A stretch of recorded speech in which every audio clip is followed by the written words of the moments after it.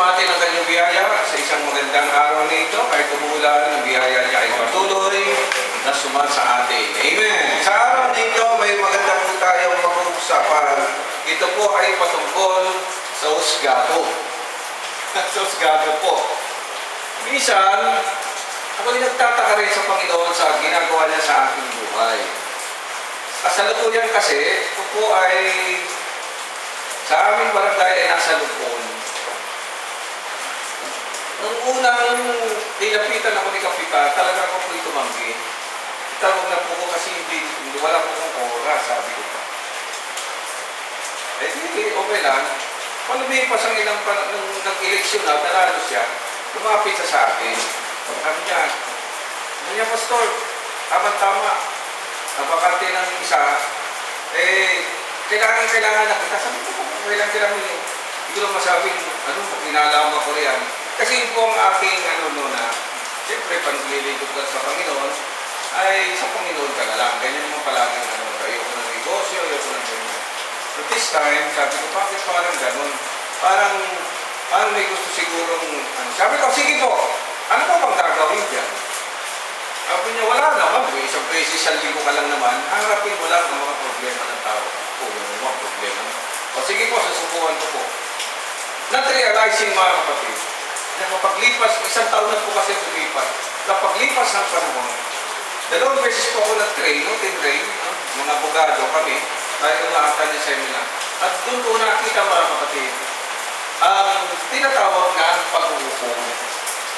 Ayon sa batas ng Panginoon, ng tao, at ito na-realize, mga kapatid, na malaking bagay pala yun para maunawaan natin ang gusto ko ano ang sinasabi ng Biblia. Dahil naniniwala tayo na lahat ng batas ng tao nakasalig naman yan sa batas ng Panginoon Diyos. At doon rin nakita kung anong dapat gawin, anong ibig sabihin ng mediation, at kung anong na pa, mga kapatid.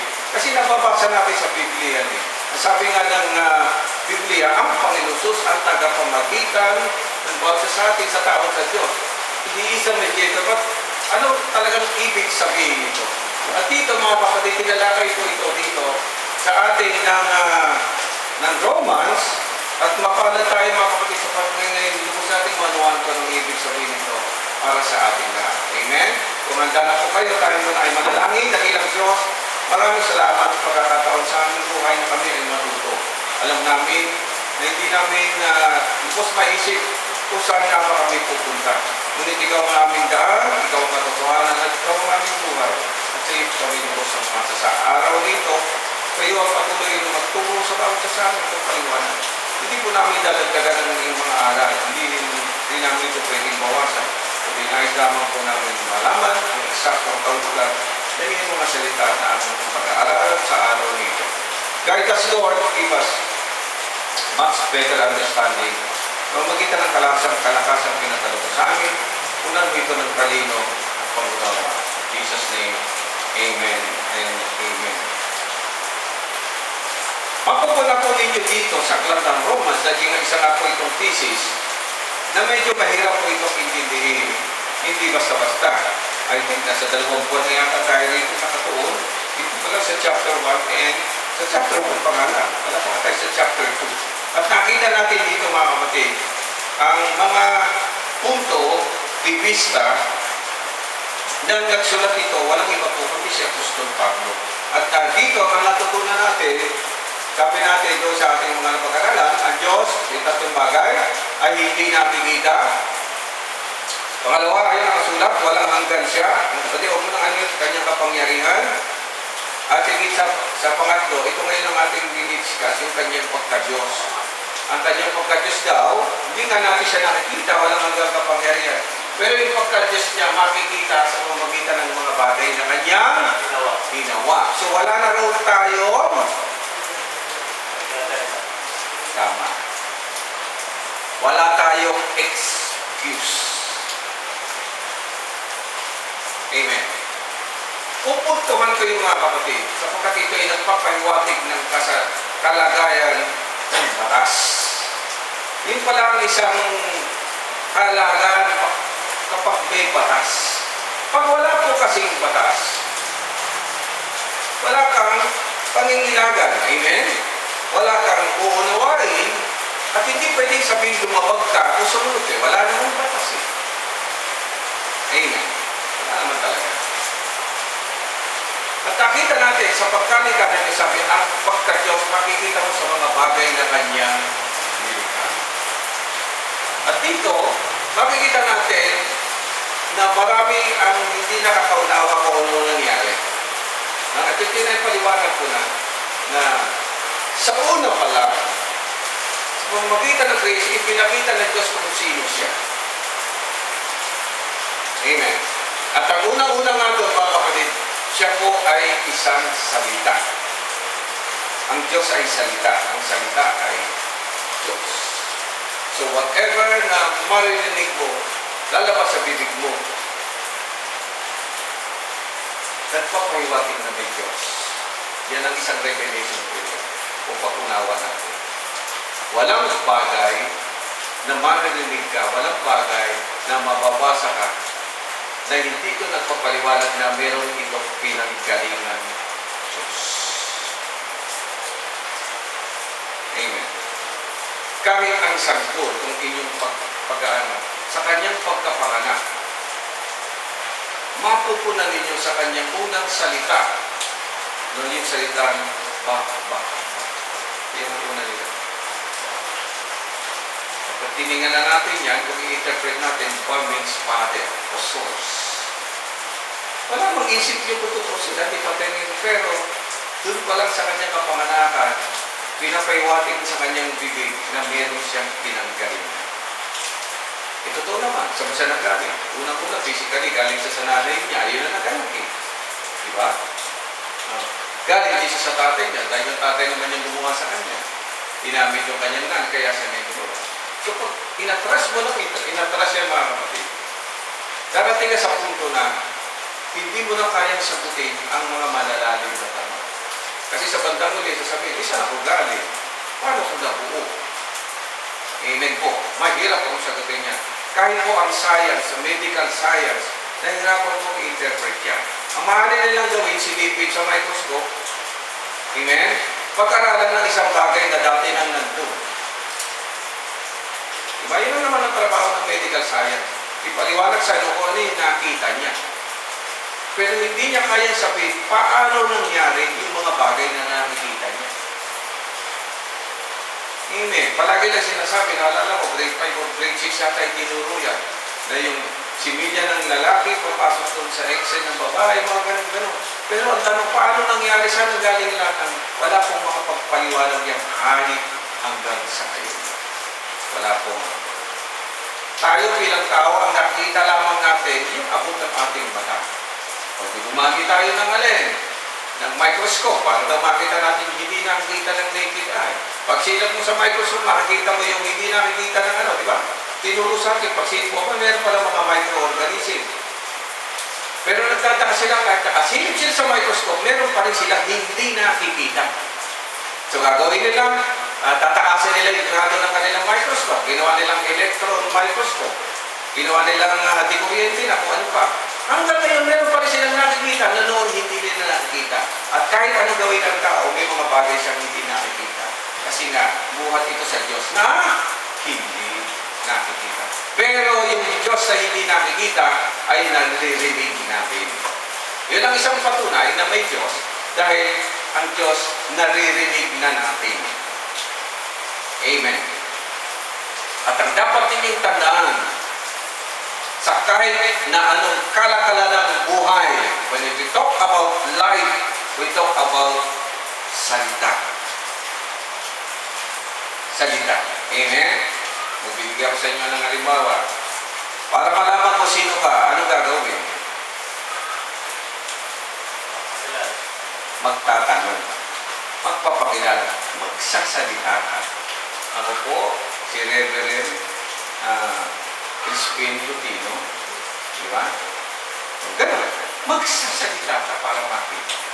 Para malaman nila kung anong gusto mo, anong gagawin mo. Sasabihin mo gusto mo, ang gusto ko po ay ganito, ang ayaw ko po ay ganyan.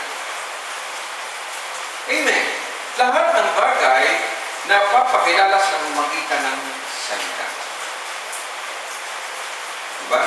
Minsan tatanong ka, ang gusto mong ulam, eh hindi ka kikipo. Malalaman pa ng misis mo kung anong ibibiling ulam kung hindi ka magsasalita. Diba? Tapos mag-aaway kayo. O, hindi kayo imig. Paano niyo malalaman ang damdamin mo?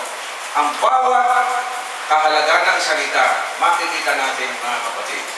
At salamat sa Diyos, siya yung pinagmumulan ng salita. At pag nung pinag-aaralan namin yung patungkol sa alphabet, mga kapatid, sa alphabet, nagulat ako mga kapatid kasi hindi nagsisimula siya sa atin na na ang alphabet natin nagsimula saan? Sa A. Ang Biblia hindi nagsimula sa letter A, nagsimula sa letter B. Basta mo kaya gano'n? B ang mababasa mo. Ibig sabihin, may nauna doon sa unang-unang salita. Ano ang nauna? Letter A. Nasaan yung letter A? Yun ang hindi yan. Nasaan yung letter A? Yung nagbigay ng letter B.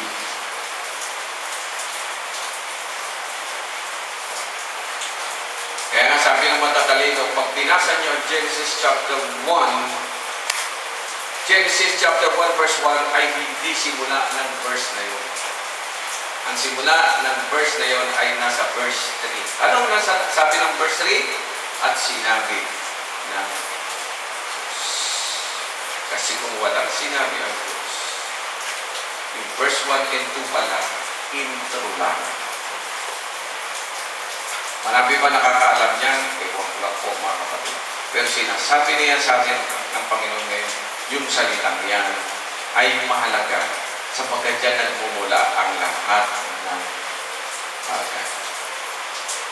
Amen. Tingnan ninyo yung mga katabi, ang bawat isa sa inyo nagsimula sa salita. Nagsimula tayo lahat sa salita. Hindi pwede tayong tumanggi riyan. Yung palang tinanong mo si Pastor, magpapakilala ka, ano gagawin mo? Magsasalita. Papasok ka sa trabaho, anong gagawin mo? Magsasalita ka. Introduce mo yung sarili mo. Amen. Kakain ka. Paano ka kakain? Magsasalita ka. Kung ano kakainin. May bigyan ka ng bato, isuko mo. Payag ka. Kailangan kang magsasalita. So, lahat ng bagay ay magsasalita. Now, bakit tayo napunta sa salita? Dito ko lang nare-realize na yung salitang yun, sa bandang huli, ay pinagtibay. Yung salita, pinagtibay. Kasi pag ang salita hindi pinagtitibay, mawawalan po yan ng kapangyarihan. At ang salitang pinagtibay, ang tawag po natin yan ay batas.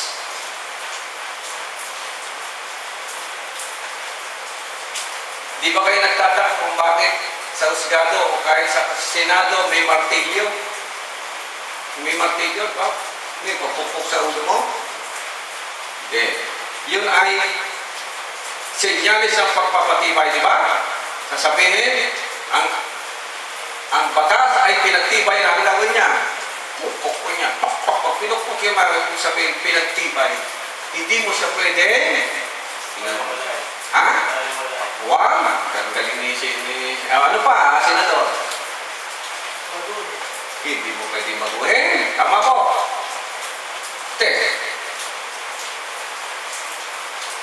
Binanggit kanina yun sa aklat ng Kawikaan. Binasa niya. Hindi mo pwede? Suwayin. Suwayin? Tama? Yan! Hindi mo siya pwede dagdagan. Hindi mo siya pwede bawasan. Yan yun mga. Pag nagbawas ka, tapos ka na. Pag nagdagdag ka, tapos ka na. Kung binaliwala mo, tapos ka na. So, ganun katindi yung salita ng Panginoong Diyos. At nung pinagtibay ang salitang yan, mga kapatid, doon na tayo mabubuhay. Amen. Napatunayan kahit ang siyensya, edukasyon, that we live by laws. No? Laws. We have the laws of life, laws of physics, di ba? Ang dami ganyan eh. Maraming batas, lahat tayo nabubuhay sa batas na yan, mga kapatid. Ano man ang ginagawa mo ngayon, mabubuhay ka sa batas. Pero dapat natin itinda, ang batas na yan ay may pinanggalingan. At ang pinanggalingan niya, siyempre, yung pinagmula na lahat, ang salita ng Panginoon Diyos. Yun ang kailangan kung paano tataka kayo, bakit nagsasalita ang Panginoon Diyos na itindihan nila, bakit kinakailangan pang pagtibayin. Ang tawag po natin yan ay 10 commandments. Pinagtibay po yun. Amen. At ano ang unang-unang nakalagay sa 10 commandments? Ano ang unang-unang nakalagay? Hindi mo alam kung unang-unang commandment. Ano ang unang nakalagay sa 10 commandments? Ako ang Panginoon mong Diyos. Huwag kang magkakaroon ng Diyos maliban sa akin. Yung first commandment. Sabi, mahirap ang itindihin, napakadali lang po niya. Amen. At yung unang-unang commandment ay yung unang pinagtibay na salitang yun, doon marami ang lumalabang.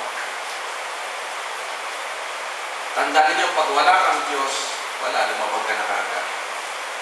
Amen. Pag hindi ka naglingkod sa Diyos, lumabag ka na kagad. Pag hindi mo siya inangkina na siya kumikilo sa buhay mo, lumabag ka na kagad. So, ang daming charges yan, mga kapatid. Amen.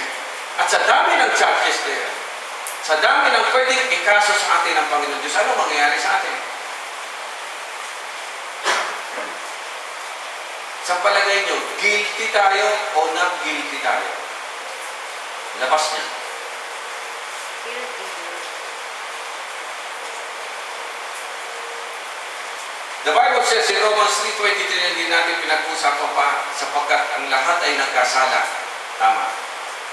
So lahat ay guilty.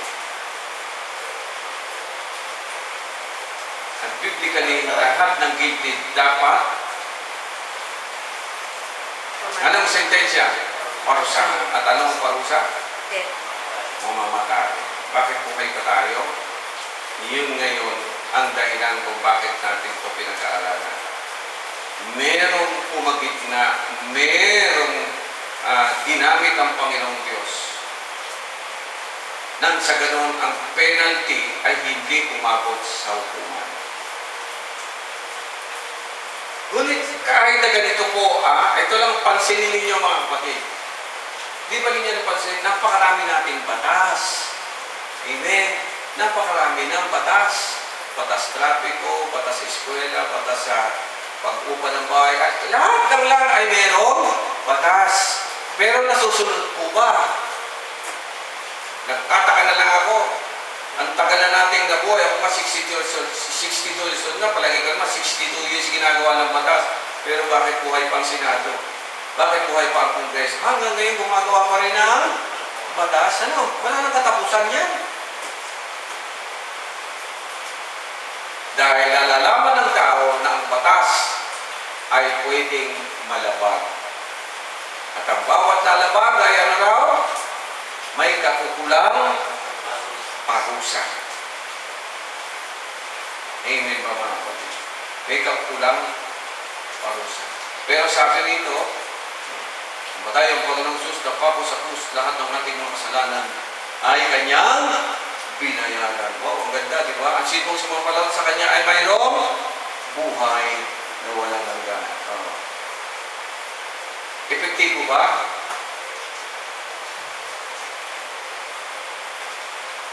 Epektibo ba? Umepekto ba?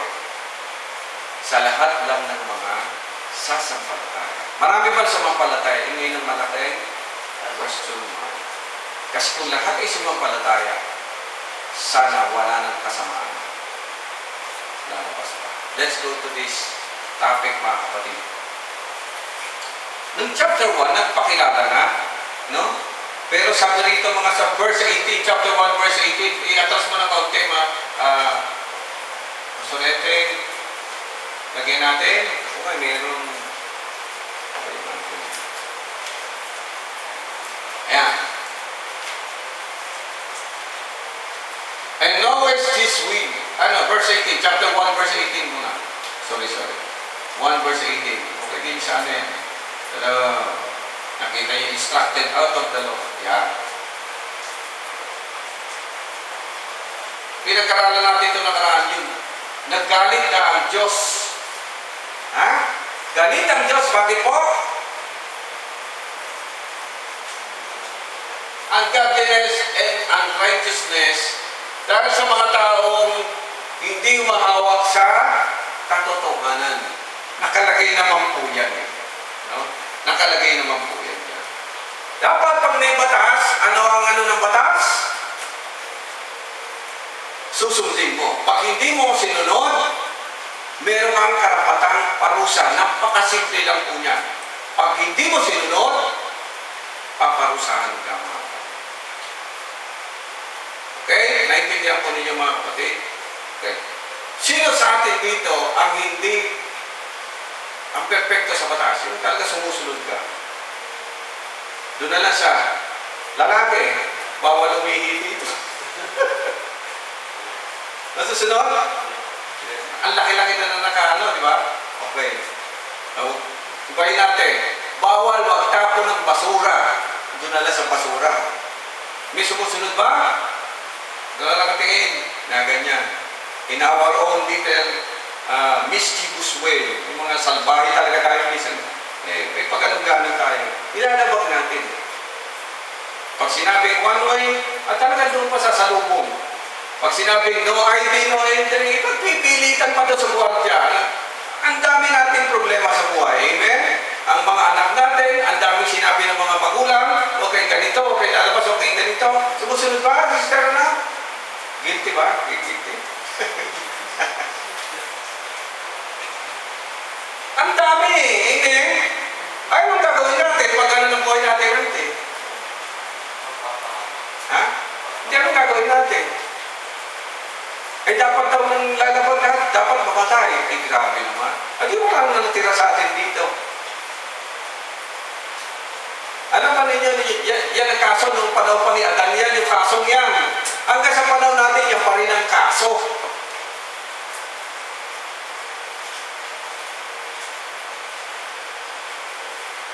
At kapag lumalabag sa batas, ano sabi rito? Yung puot ng Diyos na ipahayag na galing saan? Sa langit. Puot at gagaling po ang Diyos dyan. Amen. Now, yung salitang yan, huwag ninyong mami-misinterpret. Na katulad nating tao, pag galit tayo, wala nang solusyon. Amen.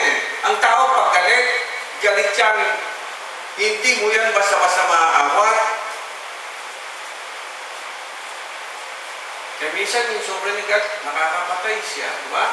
Nakakasira siya ng mga bagay-bagay sa paligid. Sabi ko, ba't ganun? Ganun po ba ang Panginoong Diyos? Pag galit siya, that's the difference between God and man. Magkaiba po. Kasi kung ang Diyos, katulad natin, patay na tayong lahat matagal na. Sa dami ng ginawa natin, pagkakasala. Amen. At yan din ang dahilan kung bakit meron tayong tinatawag na mediation. At ito yung natutunan ko yung mga kapatid. Pinauna. Ulitin ko, kung ang poot ng Diyos patutupad sa ating lahat, mamamatay tayong lahat. Pero sabi nga, sa pamamagitan ng mediator, tagapamagitan, walang iba po at yung Panginoon Kristo, nagkaroon tayo ng pag-asa. Kinakailangan ng mga kapatid, manampalataya ka dun sa mediator. Amen. Magbibigyan ko sa inyo ng magandang halimbawa. Ang batas ng tao sa kasalukuyan, ina-apply na po ang ganitong proseso. No? Kasi, noong araw, makita nyo kahit sa mga mundo, di ba may nahuli ng ano niyang babae? Amen? Tama? Walang mediation yun. Amen? Ang batas, kapag nahuli siyang nangangalun niya, dapat siyang batuhin hanggang sa mamatay. Now, ang batas ganito po, para malilin ang ito. Dapat yung babaeng nangalun niya, tsaka yung lalaki, pareho silang mamamatay. Kasi sila yung nangalun niya eh. Ang problema doon, yung babae lang ang pinag-iinitan nila. Naintindihan niyo mga kapatid? Yung lalaki nasaan? Tama? Yung lalaki nasaan? Eh gusto nilang patayin yung babae. Okay, yun yung tinatawag natin breaking of the law. Nilabag naman talaga niya. Pwede naman talaga siyang patayin ng kanya. Kaya lang may problema. Yung justice hindi patas. Kasi bakit yung babae lang, ang inyong pinag-initan, nasan yung kapartner? In any crime, palaging nagkakaroon ng crime, dalawa kayo palagi magkasabwat. Diba? Sarap maging abogado. Dumating ngayon yung mediator. Sino dumating? Ang Panginoong Jesucristo. Makikita nyo, yun ang mediator. Sabi niya, tinala sa kanya.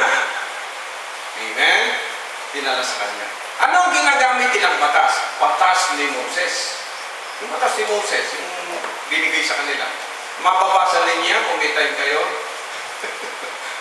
Basahin yung Deuteronomy, basahin yung Pagmula Leviticus, batas ni Moses, ang haba po nun. Ang haba po nun. So, mahirap intindihin. So, ito magagaling sumilip.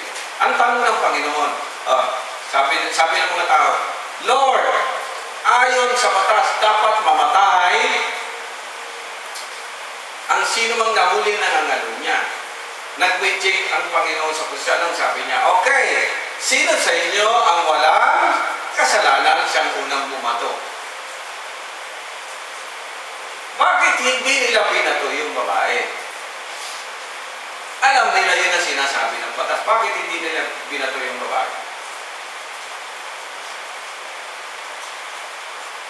At sabi rin ng Panginoon, hindi rin kita hahatulan, sabi niya. Bakit nagkaganon? Una, may nag-mediate. Sino yun? Ang Panginoon. Bakit nag-mediate? May butas yung batas. Kaya naglayasan, mali na tayo. Batuin natin yan, nasa yung lalaki. Amen?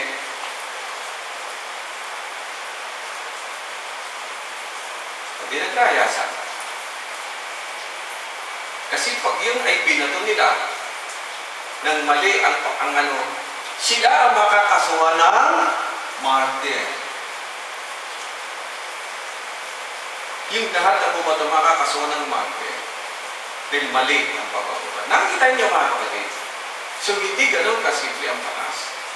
May nag-mediate, kaya sabi ng Panginoon, hindi rin ang kita pwede husgahan.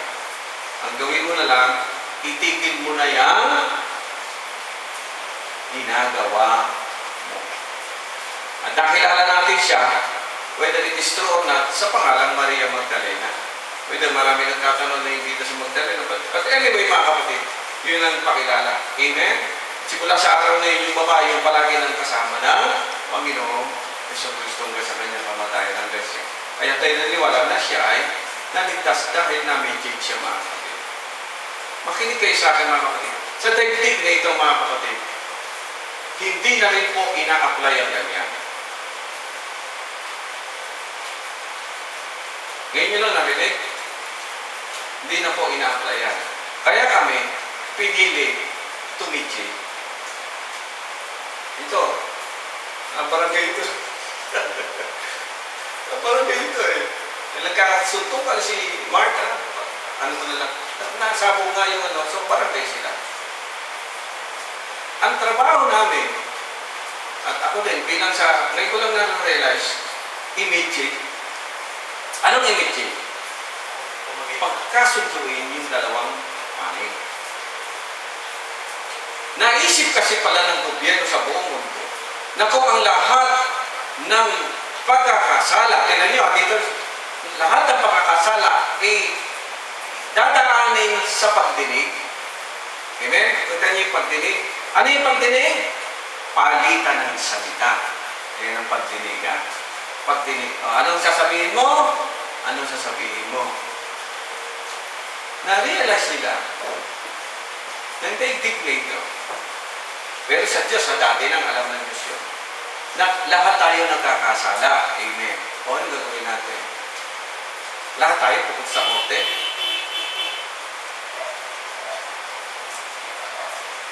Lahat tayo, ante, kukuha ng abogado. Kukuha siya ng abogado. Buti yung mahihirap, pwede doon sa, ano ba ito? Sa PAO. Yung libre. Paano yung kabilang partido? Siya magbabayad. Para sa atin nangyari, tayo tagabayad. Yung kalaban mong magagaling ng tiyo, sila ngayon yung PAO. Yung libre, ang bihira. O di gagastos ka ngayon. Amen ba mga kapatid?